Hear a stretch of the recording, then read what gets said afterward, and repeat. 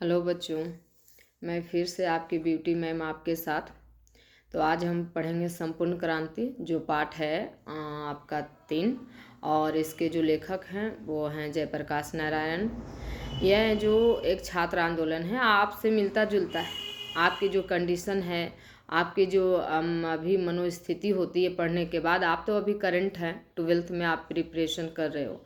लेकिन वैसे बच्चे जो अपने एजुकेशन की सभी डिग्रियां ले चुके होते हैं, है ना, सारी जो भी उनको चाहिए एक जॉब के लिए, वो सारे सर्टिफिकेट और एक्सपीरियंस उनके साथ है, उसके बाद भी उनको रोज़गार नहीं मिलता, तो वो क्या करें, है ना।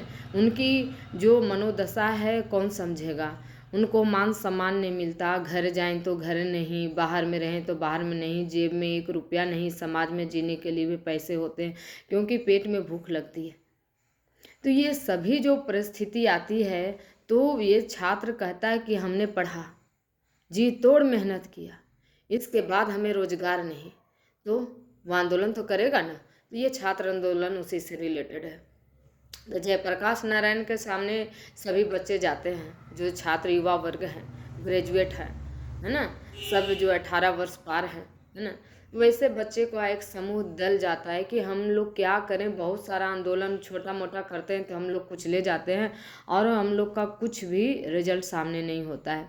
तो ऐसे कंडीशन में आप हमारा नेतृत्व स्वीकार कीजिए और हमारा है जो मार्गदर्शन कीजिए, है ना, हमारा नेता बनिए छात्र आंदोलन को। तभी हम समझ चुके हैं कि तभी हमारा कुछ हो सकता है।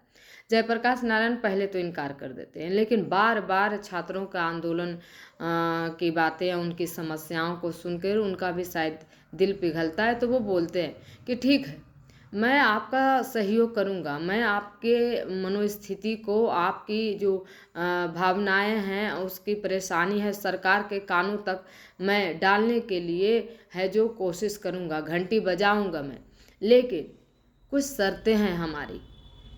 मैं सुनूंगा सबका, मैं सुनूंगा सबका, मैं अधिक से अधिक समय दूंगा सबके पास, सबसे मैं वार्तालाप करूंगा, डिस्कस करूंगा, है ना।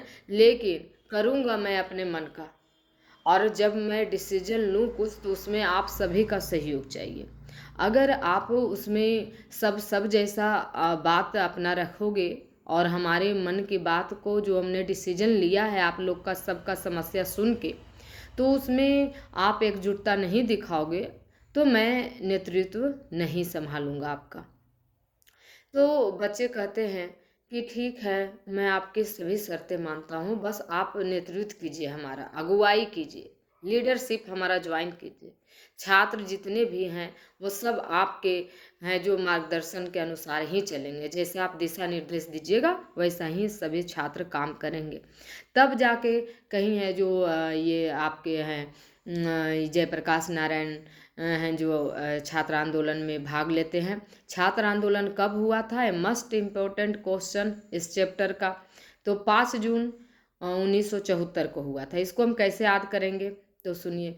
1974 तो आप याद कर लेंगे, लेकिन ये 5 जून है उसको भी याद करने का ईजी है, क्योंकि उस दिन विश्व पर्यावरण दिवस है, 5 जून को हम लोग मनाते हैं। तब 5 जून 1974 है ना को ये क्या हुआ था आपका, ये आपका संपूर्ण क्रांति हुआ था। तो इस दिन है जो छात्रों अपने मांग को लेकर, कोई अपना 4 व्हीलर जिसके पास था, अपने पर्सनल गाड़ी किसी भी तरह का, उससे दिल्ली जा रहे थे, कोई ट्रेन से जा रहे थे, कोई बस से जा रहे थे, कोई ट्रैक्टर से जा रहे थे, कोई नज़दीक के दिल्ली के क्षेत्र था वहाँ साइकिल से भी जा रहे थे। जो भी वाहन उनके पास था वो जा रहे थे। ट्रेनों को फूंक दिया गया, ट्रेनों को से बच्चों को ज़बरदस्ती पकड़ पकड़ कर निकाल कर घसीट कर पीटा गया, है ना, और जेल में बंद कर दिया गया। क्या वो बच्चे कहीं नारा लगा रहे थे, या फिर कहीं ऐसे कुछ जो रूल एंड रेगुलेशन को वो खंडित कर रहे थे, अपने मांग के लिए दिल्ली जा रहे थे शांतिपूर्वक, लेकिन उन्हें पीटा गया, पकड़ा गया, मारा गया, घसीटा गया, कितनों की जानें चली गई और उसके बाद जेल में डाल दिया गया। क्या गलती थी उनकी सरकार से? इसीलिए ने किया, आप हमने पढ़ा है तो हमें रोजगार चाहिए, रोजगार की मांग के लिए। लेकिन सरकार उनकी भावनाओं को ना कि कुचला, बल्कि पूरी तरह से उन्हें बर्बाद करने के लिए तरह तरह के है जो जिन मार्गों से दिल्ली पहुंचने का रास्ता था वो सभी मार्ग बंद कर दिया गया था। उस समय हमारे देश के प्राइम मिनिस्टर थे इंदिरा गांधी। तो गांधी ये बोलते हैं कि जेपी सर के बारे में बीच में आता है कि चलिए आपका जो उनके साथ है, उनके पिताजी जवाहरलाल नेहरू के साथ राजनीति किए थे, जयप्रकाश नारायण, और आज मतलब उनसे बड़े थे उम्र में, है ना, ये काफ़ी उम्र में छोटे थे लेकिन राजनीति में उनके साथ ही आ गए थे।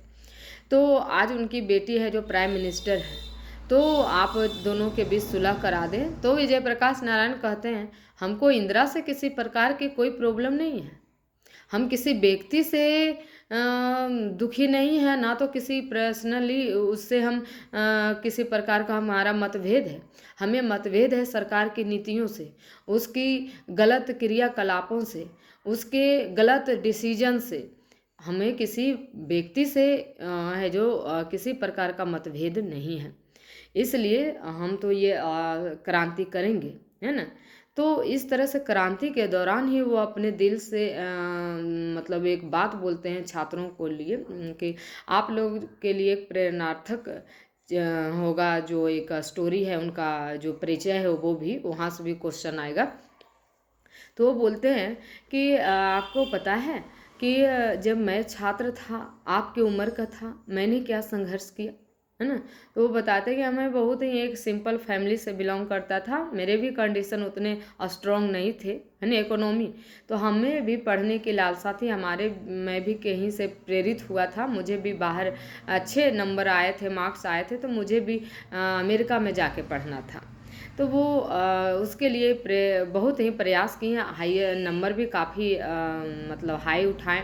उनकी ये इच्छा के लिए वो गए। वो सुने थे कि हमारी कंडीशन तो अच्छी नहीं है, लेकिन हम चाहेंगे तो अगर मेहनत करें तो क्या है कि वहाँ सुने थे कि अमेरिका में मजदूरी करके भी लोग पढ़ लेते हैं, है ना। तो मैं करूँगा, मैं यहाँ साधारण फैमिली से हूँ, कोई काम नहीं किया हूँ, लेकिन वहाँ जाकर करूँगा मैं, है ना। तो इसके लिए क्या करना चाहिए कि हम लोगों को सबसे पहले वहाँ जाना चाहिए। वो गए, वहाँ एडमिशन लिए।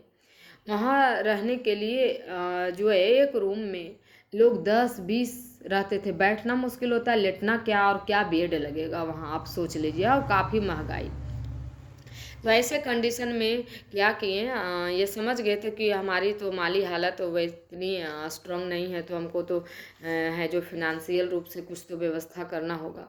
ये पार्ट टाइम जब भी अपना कोचिंग ट्यूशन उनका जो भी क्लास होता, उसके बाद जो भी टाइम बचता, वह जो होटल में वेटर का काम कर लेते थे, वह है जो कोई फुलवारी में है जो एक माली का काम कर लेते थे, वो बाथरूम भी साफ कर लेते थे। बुचर खाना आप लोग जानते हो, बुचर खाना होता है जहाँ पर जानवरों का चमड़ा उखाड़ा जाता है, चमड़ा उद्योग के लिए, और उसके मांस वगैरह का उपयोग किया जाता है, जिंदे जानवरों को काट दिया जाता है, वही सब जगह उद्योग के लिए, वो उसको बुचर खाना कहा जाता है। तो वो जगह भी साफ करने का काम किया। सोचिए वो कितना गंध देता होगा, है ना। लेकिन फिर भी कभी भी जो है जेपी ने किसी काम को बड़ा छोटा ना समझा। जब स्कूल कोचिंग ट्यूशन जो भी उनका था क्लास वो बंद रहता था, तो वो क्या करते थे कि उस दिन एक्स्ट्रा वो काम कर लेते थे ताकि पैसे एक्स्ट्रा उनके पास स्टोर रहे।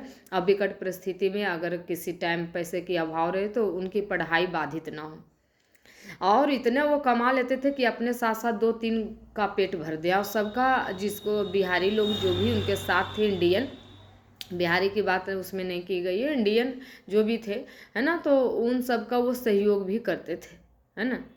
और उसके बाद इस तरह से वो ग्रेजुएट हुए वहाँ, और ग्रेजुएट होने के बाद उनको असिस्टेंट प्रोफेसर वहाँ नियुक्त भी किया गया।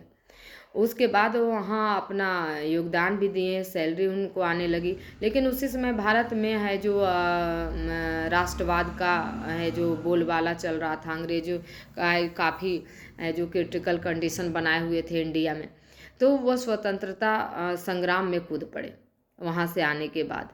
और ये माँ भी उनकी बीमार रहती थी बीच बीच में। तो ये सब करने के बाद वो है जो जॉब करे नहीं कहीं, वो वहाँ सोच लिया अमेरिका में प्रोफेसर होने के बाद भी वह जो इधर आकर स्वतंत्रता संग्राम में अपनी भूमिका देना उचित समझे। और इस तरह से उनका जीवन आज तक है, जो लोगों के सहयोग के लिए ही रहा, है ना। ये इनका स्टोरी था। और इसके साथ ही अगर आपका कुछ क्वेश्चन आंसर है, उस पर हम अगले वीडियो में पार्ट 2 में उस पर डिस्कस करेंगे, है ना। तो आप लोग इस तरह से वीडियो देखिए, रिपीट कीजिए। किसी प्रकार का कोई डाउट हो तो आप हमसे डिस्कस कीजिए, पूछिए, है ना। Okay, bye, best of luck, thank you.